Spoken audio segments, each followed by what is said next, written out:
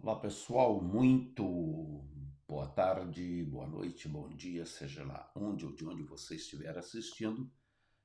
Agora vai a nossa live sobre as eleições nos Estados Unidos. E aqui vamos nós, pessoal. Eu coloquei como título aí dessas eleições 2020 e um bem-vindo aos Estados Unidos, né, ao terceiro mundo, dando boas-vindas ao terceiro mundo, porque finalmente os Estados Unidos se ajustou à realidade do mundo, ao terceiro mundo, ajustou-se à corrupção do mundo e hoje nós temos nos Estados Unidos uma das eleições mais suspeitas de toda a história americana, ou a eleição mais suspeita da história americana. O mundo inteiro, com essa coisa de internet, agora o mundo inteiro está vendo toda essa suspeita, todo esse suspense. Eu estou aqui cobrindo essas eleições. Aliás, eu acompanho a eleição americana desde a eleição de Richard Nixon, após a morte de Kennedy. Comecei a envolver com a história da política americana no dia 22 de novembro de 1963. Mas que é isso? Que história é essa? Por quê? Quantos anos tinha? Eu estava com 11 anos de idade naquela época, mas marcou a minha vida, marcou a minha história, porque naquele dia, 22 de novembro, eu estava indo de Belo Horizonte para Raposo no trem subúrbio da Central, que saía de Belo Horizonte por quase 7 horas da noite, para chegar 8 e pouca em Raposos. E quando o trem parou na estação do Horto Florestal. Eu estava sentado do lado da janela, o trem superlotado. O agente da estação de trem havia acabado de receber um telegrama, porque naquele tempo as notícias ainda vinham por telegrama. Ele havia recebido um telegrama, estava repassando o telegrama de estação para estação, de lugar para outro aí, com o anúncio de que o presidente Kennedy havia assassinado. Eu me lembro daquela cena de começou a se alvoroçar o trem, as pessoas começaram, aquela coisa toda, né? E eu olhei pela janela, vinha correndo já a distância de uns vagões atrás, correndo do lado de fora na plataforma e gritando: assassinaram o presidente Kennedy, assassinaram o presidente Kennedy. Então, quando ouvimos primeiro assassinaram, a gente perguntou: que susto, assassinou alguém na estação. Aí, quando chegou mais perto de mim, e ele passou pela janela ali onde eu estava também gritando: assassinaram o presidente Kennedy. Então passou dando a notícia para o trem. Então foi assim que eu recebi a notícia e foi assim aquele impacto para toda a gente. O presidente Kennedy, por ser o primeiro presidente católico dos Estados Unidos, ele tinha no Brasil uma afinidade com o Brasil por ser uma nação muito católica, na época de predominância mesmo católica. Então havia assim quase que um culto ao presidente Kennedy ali no Brasil e a notícia espalha-se de uma forma assim muito dramática da morte do presidente Kennedy. E aí pronto, na escola no outro dia o assunto era a morte do presidente Kennedy. No ano seguinte eu vou para a escola, colégio da Polícia Militar, uma escola militar, estudar naquela escola militar, e eu estudando na escola militar, então todo o assunto envolvia sempre em termos de política americana, de história americana. Então pronto, a gente envolveu muito com a história americana e vem depois a eleição do presidente, que tomou conta ali, o presidente Lyndon Johnson, que toma lugar do presidente Kennedy. O, Depois vem o presidente Nixon, eleito a seguir. Depois o Nixon, no seu segundo termo, ele acaba sofrendo impeachment, ou renuncia, né, para evitar o impeachment. Ele renuncia, vem o presidente Gerald Ford, toma lugar do presidente Nixon. Quando o presidente Gerald Ford ainda é o presidente dos Estados Unidos, eu venho para os Estados Unidos para estudar aqui na Universidade de Nova York, então passo um tempo aqui na Universidade de Nova York. Então, veja, vamos tendo essa afinidade com a política americana. Depois do presidente Ford vem o presidente Jimmy Carter, que teve um só mandato, depois mais 2 mandatos do presidente Reagan. Com o mandato do presidente Reagan eu já tinha ido ao Brasil, passado os tempos do Brasil, voltado para os Estados Unidos, ainda no primeiro mandato, no final do primeiro mandato do presidente Reagan. Aí passa o tempo do presidente Reagan, presidente George Bush pai, depois presidente Clinton, presidente George Bush Filho, Obama, e aí vejo toda a história das presidências americanas. Então, acompanho eleições americanas desde a eleição do presidente Nixon até essa eleição. Então, poder dizer assim de cátedra, conheço a história, de viver a história americana e viver todas essas eleições, e nunca houve uma eleição tão tumultuada. Nunca houve uma eleição tão prognosticada de que os problemas iriam realmente surgir. A eleição deste ano ela traz uma característica muito especial pelo fato de que, neste ano, esta eleição que nós vamos ver aqui, ela abrange todo o país, mas veja como está o mapa das eleições. O mapa em vermelho que eu mostro aí do lado, o que está em vermelho é a região onde os republicanos foram eleitos, ganharam votos, ganharam maioria, em toda essa região geográfica. O que acontece é que a região azul é a região de uma densidade de população muito maior. Então, por causa disso, esta região, menor geograficamente, mas de densidade de população muito maior, por exemplo, aí está na região, nessa região geográfica aí, nós vemos Los Angeles, da costa leste, que seria à esquerda do mapa, na costa oeste, aliás, dos Estados Unidos, está aí no lado leste, norte e leste dos Estados Unidos, está Nova York, que são as maiores populações dos Estados Unidos, concentradas nesses lugares aí. Aí vem as situações que surgiram com esta pandemia. E no início da pandemia, aí vem a ideia de que as eleições teriam que ser pelos correios. Outra vez, isso já começou a tumultuar. Porque no início da pandemia, sem, supostamente, entre aspas, sem ninguém saber que a pandemia iria durar até o mês de novembro, mas já começaram a dizer, nós temos que preparar, temos que a eleição vai ser pelos correios, as pessoas vão ter que mandar o voto pelos correios.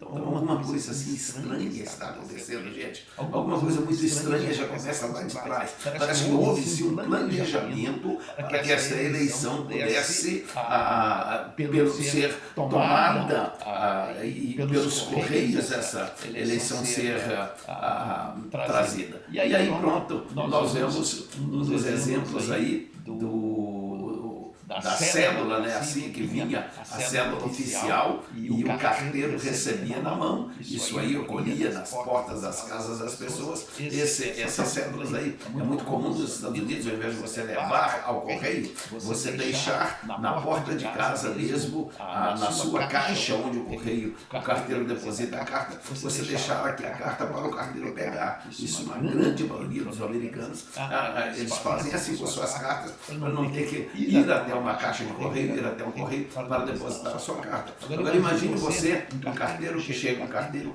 que é inimigo do Trump, que é esquerdista por natureza, e aliás é outra coisa que eu posso trazer para vocês aqui, é que há uma briga entre os correios dos Estados Unidos e o presidente Trump, porque o presidente Trump quer privatizar os correios dos Estados Unidos. Então veja essa briga. Então há aquele temor dos correios de que o presidente Trump seja reeleito ou fosse reeleito e acabe privatizando os correios. Então veja, agora a gente entrega para essa gente inimiga do presidente Trump, mas a justiça eleitoral dos Estados Unidos funciona em que cada estado controla o sistema eleitoral no estado. Há sim um sistema único nacional, no sentido de que as cédulas são únicas, tudo aquilo, mas que a contagem dos votos, por exemplo, no estado onde o domínio é de democrata, onde o governador é democrata, ele vai colocar só democratas para fazer as contas ali, para contar os votos, e o que vai acontecer é que,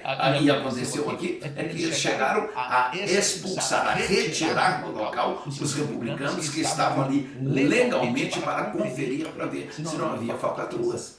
E o que aconteceu foi que vem a contagem dos votos, enquanto são aqueles votos que foram votados presencialmente, alimentados os computadores depois, quase que imediato após o voto. Então esses votos, os resultados vieram rápido. Terminadas as eleições, 2 horas, 3 horas depois, nós já tínhamos assim mais de 50% dos votos do país inteiro já computados, e a gente já tinha respostas, já podia ver o mapa do país espalhando-se com um predomínio ou com um balanceamento entre os dois. De repente, por volta de meia-noite, 1 hora da madrugada, do horário, digamos aqui de Nova York, na área da leste dos Estados Unidos, o presidente Trump começa, mesmo com o Joe Biden, com 214 votos, mas via-se o presidente Trump com uma quantidade de estados da região leste, que faltavam ali 5 estados na região leste dos Estados Unidos para computarem os seus votos, para que esses números aumentassem, e aí nesses estados onde estavam 50% dos votos contados, coisas assim, um número menor ainda, faltava pelo menos cada um deles, no mínimo 20% dos votos para serem contados, e o presidente Trump estava ali indo para o vermelho, eles estabeleceram 2 cores, um azul escuro para os estados onde os democratas já haviam conquistado o voto ali, ganhado a eleição, azul claro para onde os democratas estavam à frente da contagem, vermelho para onde os republicanos já haviam conquistado, e um vermelho claro ou um cor-de-rosa para onde os republicanos estavam dominando. E os 5 estados que dariam ao presidente Trump a votação suficiente para ele ser eleito, estavam todos eles em cor-de-rosa. Quando isso apareceu, que estava, o presidente Trump estava na possibilidade de assumir a liderança total, porque se ele apanha os votos daqueles 5 estados, ele ia para 280 e tal votos, aí de repente travou-se a votação. Parou, não se conta os votos ali, pararam de contar, aí disseram que estavam esperando chegar os votos pelo correio. Aí dura a noite inteira, o outro dia, mais um dia, isso na terça para quarta, quarta para quinta, quinta para sexta, sexta para sábado. Então todo esse tempo para dar tempo de chegar votos pelos correios. E o que aconteceu é que, coincidentemente, os votos trazidos pelos correios, pelos inimigos do presidente Trump, que estavam conduzindo os votos. Imagine um carteiro sozinho, com a sua bolsa cheia de votos para levar, colocar lá nos correios, para dali distribuir, entregar de volta para as centrais de contagem dos votos, sem policiamento, sem nada. Isso é simplicidade, a boa-fé do povo americano. O povo americano é muito confiável, gente. Confia no americano, pode confiar, o carteiro americano é muito confiável, todo mundo é muito confiável nos Estados Unidos, então pode estar. Ele é inimigo do Trump, ele passa numa casa, por exemplo, na minha casa, onde tinha aqui na frente da casa um cartaz fazendo propaganda do presidente Trump, aí ele pegaria o meu voto aqui e ia levar aquele voto. O inimigo do Trump pegar o voto. Não, mas eu sou carteiro, eu sou obrigado a levar esse voto aqui. Deve ser de um republicano, deve ser de alguém que está votando a favor do presidente Trump, que quer privatizar os correios, que eu não quero que seja privatizado, mas ainda assim eu vou levar esse voto para cumprir o meu dever cívico, o meu dever moral.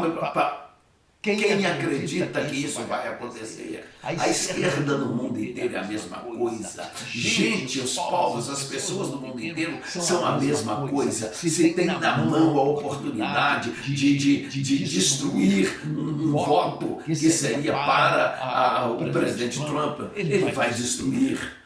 E olha, não vou dizer que seria a mesma coisa se fosse o contrário, se fosse um voto favorável ao democrata e que os correios fossem inimigos dos democratas, também aconteceria a mesma coisa. O presidente Trump avisou desde o início da campanha: essa coisa não vai dar certo, voto pelo correio não vai dar certo, e coincidentemente, no final, quando Trump estava para virar a coisa, travou tudo e os votos pelos correios chegaram e, milagrosamente, só havia votos para Joe Biden. Quem acredita nisso? Você acredita? Quem acredita nessa história? Você acredita em Papai Noel? Você acredita Se você acredita em Papai Noel, dá para acreditar nisso também. Caso contrário, senhoras e senhores, meus amigos, não dá para acreditar de maneira alguma, não dá para engolir de maneira alguma que essa eleição tenha sido uma eleição limpa, uma eleição honesta, de maneira alguma. Eleições 2020 nos Estados Unidos. Uma falcatrua terrível. Estados Unidos, muito bem-vindo ao terceiro mundo. Eleições dignas das maiores falcatruas de África, de Venezuela e de todos esses lugares. Agora sim, os americanos não vão mais poder condenar a Venezuela e dizer que na Venezuela as eleições são fraudadas. Não vão mais poder dizer que na Nicarágua as eleições foram fraudadas. Não vão mais poder dizer que as eleições nesses países de terceiro mundo foram eleições fraudadas, porque Estados Unidos hoje mostram para o mundo inteiro de que a corrupção está generalizada. Corrupção está no mundo inteiro. Não há eleições limpas em lugar nenhum. Houve um líder comunista que disse, olha, o povo que vota não escolhe nada, não decide nada. Quem decide é quem conta os votos. Quem conta os votos toma a decisão para quem vão esses votos. E nós estamos vivendo isso. Que isso sirva de alerta para o nosso Brasil, que isso sirva de alerta para o presidente Bolsonaro. Pelo menos no Brasil a coisa é feita com mais seriedade do que aqui num certo ponto. É que no Brasil o exército é quem distribui as urnas, é que leva, é que policia para poder assegurar de que chega ao destino. Que é votos pelo correio, tinha que ter, então, uma tropa, tinha que ter representante do exército colhendo esses votos. Teria que ser o povo, teria que ser obrigado, pelo menos, a levar isso numa estação onde estariam militares ali cuidando para que o voto fosse cuidado da maneira certa. Agora põe o voto no correio, o carteiro pega na minha porta a minha carta, sabendo que aquela ali é a minha cédula eleitoral, como já mostramos para vocês, aí alguns modelos de cédulas eleitorais. O carteiro pega a cédula eleitoral, sabe que é uma cédula eleitoral, vê na minha porta que há indícios ali de que trata-se de uma pessoa republicana, há uma propaganda republicana, e me vê entrar com o boné do Trump ou com a máscara escrito Trump 2020, e diz, escuta que esse indivíduo aí é a favor daquele que quer privatizar os correios, que eu não quero que privatize, então o voto dele não vai ser contado. Agora houve outro fator também, é que na história nunca houve tanto voto assim. Exatamente no tempo de pandemia, quando se esperava que a votação fosse baixíssima, porque as pessoas não sairiam de casa por causa da pandemia. Fica em casa. E muita gente ficou em casa, mas o voto dele foi computado. Quer que eu diga o voto de alguém, por exemplo? Da minha esposa. Nós somos juntos à votação, à nossa zona eleitoral. E chegamos ali, procuramos um lugar, o nome dela não estava na zona onde ela deveria votar. Indicaram para ir para uma outra zona eleitoral. Fomos para outra, também não estava. Mandaram ir para uma terceira, nós fomos, também não estava. Aí então você tem que entrar na fila, lá no cartório eleitoral, para ver o que está acontecendo. Tinha uma fila enorme no cartório eleitoral. Deixa lá, pronto. Já não valia mais a pena. Então isso aí aconteceu com a gente, aconteceu com milhares e milhares ou milhões de pessoas. Existem acusações formais aí de que pessoas que já morreram votaram, porque o sistema eleitoral funciona assim. Você chega com a sua carteira de motorista, outro documento válido aí, com fotografia, chega lá no cartório eleitoral e diz, olha, eu mudei para cá, quero me registrar para votar. Tudo que precisa é a carteira de motorista. Gente, estamos tendo aqui um problema aqui, deu uma cafifa aqui, mas funcionou. E aí a pessoa se registra para votar. Então alguém que tem a minha informação, o meu nome, pode votar. Sabe o que houve também que os estados democratas fizeram? Fizeram uma coisa muito boa para os imigrantes. Fiquei feliz porque fizeram isso. Nova York, Massachusetts, Califórnia. Liberaram para que o imigrante que não tenha documento ainda, não esteja legal no país, pudesse tirar a carteira de motorista. Isso foi fantástico. Aprovei, dei graças a Deus, porque aliviou a vida de muita gente que não podia ter a carteira de motorista. Só que quem não é legal não pode votar. Então esses imigrantes jamais iriam lá a um cartório eleitoral para poder registrar e dizer, olha, eu sou legal, aliás, tem que ser cidadão americano. Eu sou cidadão americano. Eles não fariam isso. Mas o único documento, e se quisesse fazer, poderiam fazer, porque o único documento que eles exigem é a carteira de motorista e a palavra da pessoa dizendo que é legal. Bem, esses estados forneceram carteira de motorista. Eles ficaram com todas as informações do cidadão, do número da carteira de motorista, que pode impedir que isso não tenha sido de propósito, para que com o número dessas carteiras de motoristas, desses elementos que não poderão votar, eles ainda assim registraram esses nomes e com o registro desses nomes, alguém votou por eles. Então, gente, há muita coisa ainda, há muita atualização para ser feita. Eu estou só levantando a poeira no ar aqui e trazendo as hipóteses, não estou fazendo nenhuma acusação. A única acusação que eu posso fazer é a que eu tenho prova que a minha esposa, nós fomos votar e lá não estava o nome dela. Outra possibilidade é que muita gente pode ter recebido pelo correio, deixado para votar no último instante pelo correio, depositou no dia da votação, depositado no correio seu voto pelo correio, mas como ainda não tinha nenhuma prova de que eu já tinha votado, que o voto ainda estava no correio a caminho das sessões eleitorais, a pessoa ir pessoalmente e tornar votar pessoalmente. Depois, quem vai conferir, como vai conferir, torna-se muito difícil. Para conferir esses votos é preciso conferir a assinatura, cada um recebeu um documento semelhante a esse aqui, ó, pelos correios. Então, esse aqui é o meu documento, é o envelope do meu documento. O documento em si está no Brasil, eu levei para mostrar aos jornalistas lá, eu não votei pelo correio, então não precisava da cédula. A cédula ficou comigo guardada como uma lembrança desta eleição. Eu vou então guardar essa cédula aí como uma relíquia, lembrança de uma eleição fraudulenta, de uma eleição suspeita, pelo menos, se não fraudulenta, pelo menos suspeita, uma suspeita muito grande. Gente, vai ter muita guerra nos tribunais agora para poder chegar a um ponto final. Farei outras lives. Um abraço para todos vocês. Essa situação não me cheira bem. Eleições 2020 nos Estados Unidos. United States of America, welcome to the third world. Estados Unidos da América, bem-vindo ao terceiro mundo. Tchau, pessoal.